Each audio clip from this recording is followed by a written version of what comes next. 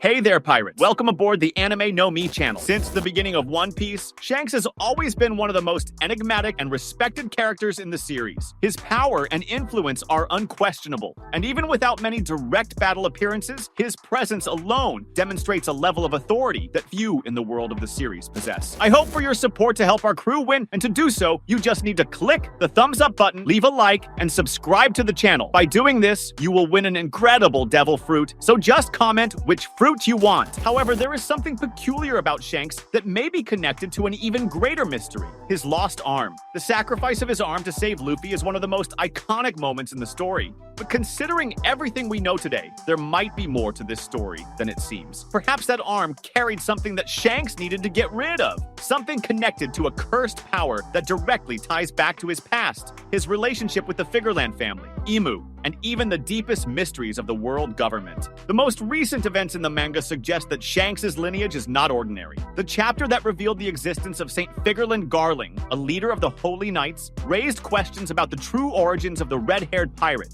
If Shanks is indeed a descendant of this family, his connection to the upper ranks of the government may be far more complex than we imagined. The most intriguing part is that the introduction of the Holy Knights came with information about marks and a control system that Imu and the Gorosei exert over those who bear these marks. If one of the elders suffered a direct hockey attack from Joy Boy, but Imu was the one who felt the pain, this suggests a deep connection between the mark and the being that rules from the shadows. What does this mean for Shanks? In the latest chapter, we see the arrival of Saint Summers and Saint Gillingham in Elbaf, bringing new information about the Holy Knights and how Imu's system operates. It is revealed that people without the mark cannot pass through the abyss, a concept that is still largely unexplored, but suggests a deep level of control over those who bear this seal. If these marks are indeed a tool Imu uses to maintain dominance over certain individuals, it is possible that Shanks was marked as a child during his time among the Figureland family, before being found by Roger. If this is true, then Shanks may have spent much of his life trying to rid himself of this influence. When looking at the timeline, we see that Shanks recruited Ben Beckman years after he cried upon parting ways with Roger. This means that before assembling his crew, he had a period of solitude, possibly trying to understand his past and origins. It could be that during this time, he returned to his blood family, discovered the truth about his mark, and decided he needed to escape once again. But what if the only way to sever this connection was to literally abandon a part of his body that carried this bond? If Imu and the Gorosei have some form of direct influence over those who bear the mark, then Shanks' arm may have been linked to this power, and to escape this invisible prison, he may have accepted its loss. We know that Shanks does not act without purpose. He could have easily defeated the Sea King without losing his arm, yet he chose not to. This is the most intriguing detail. Why would someone so powerful allow themselves to lose a limb in a situation that could have clearly been resolved differently? Perhaps this was his perfect opportunity to rid himself of an invisible burden. If the cursed power was indeed in his arm, the Sea King's attack might have simply been the excuse he needed to remove it without raising suspicion.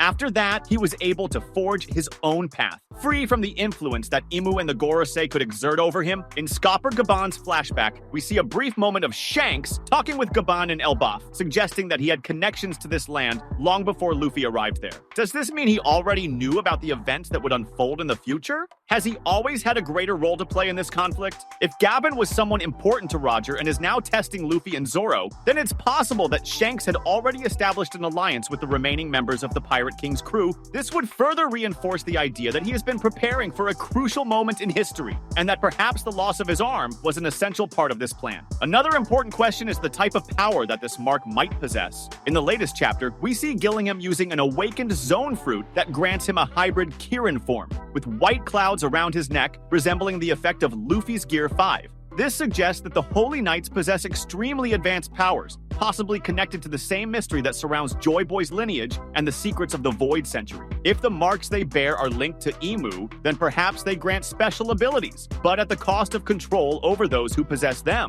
If Shanks had one of these marks on his arm, then he may have inherited a cursed power that directly tied him to Imu, something he needed to free himself from before forging his own path. The fact that Shanks can enter Mary Joyce without opposition and speak directly with the Gorosei shows that he holds a privileged position within the government, but this does not mean he is on their side. On the contrary, he may be playing a dangerous game to keep his true intentions hidden. If he was truly part of the Figureland family and bore a mark that connected him to Emu, then he could be acting as a double agent pretending loyalty while working toward a much greater goal. In that case, sacrificing his arm may have been the first step in breaking free from this bond and achieving complete freedom. This could also explain why Shanks cares so much about Luffy. If he knows that Luffy is the reincarnation of the next Joy Boy and that his destiny is tied to the final confrontation against Emu, then he might be doing everything in his power to ensure Luffy is prepared for that moment. If Shanks was someone who fought against his own lineage to break free, then he might see in Luffy the hope for a world where this invisible domination will finally be destroyed. Perhaps in the end, his greatest goal is not just to find the One Piece, but to ensure that Emu's era comes to an end once and for all. Thus, the theory that Shanks' arm carried a cursed power fits perfectly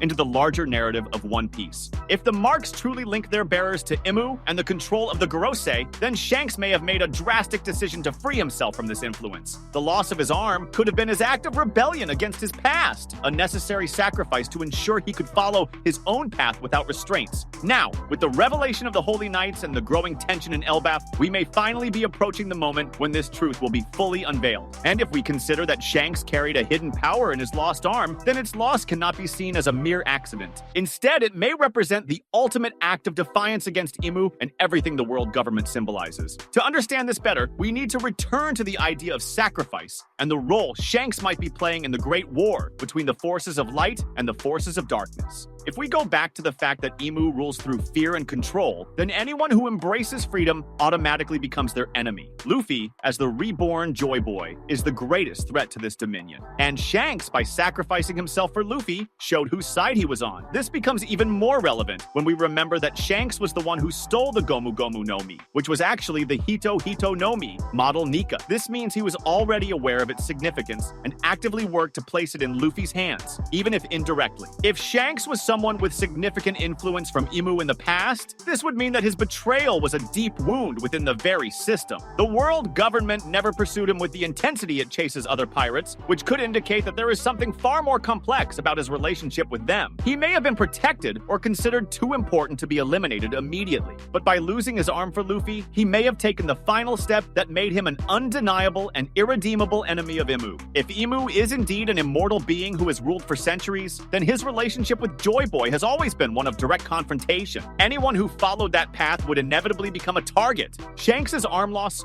was not just an accident or a careless mistake against a sea monster, it was a silent declaration that he was on the side of the Sun God. And by doing so, he sealed his fate as an enemy of the world's greatest ruler. It is possible that Shanks planned his own destruction from the beginning, knowing that his role was not to be the final hero, but to pave the way for Luffy. If that is the case, then his death may be closer than we think. Shanks could be reserving this final confrontation, where he will finally reveal his definitive stance against Emu. This would explain why he has kept his distance for so long, waiting for the right moment to act. If Shanks truly betrayed Emu by following Joy Boy's legacy, then an inevitable confrontation awaits in the future. Perhaps he already knows too much and is waiting for the moment to reveal everything. Or maybe he has already accepted his fate, knowing that his only mission was to ensure that Luffy had the chance to fulfill his own. Either way, the sacrifice of his arm was much more than just an injury. It was the ultimate sign that he had chosen a side. And now, with Luffy awakening his true power, the final war against Emu is drawing ever closer. That was today's content. We hope you liked it and want to share your opinion on the subject. Don't forget to share the video, give it a thumbs up, and I'll see you in the next video. Take care and stay amazing.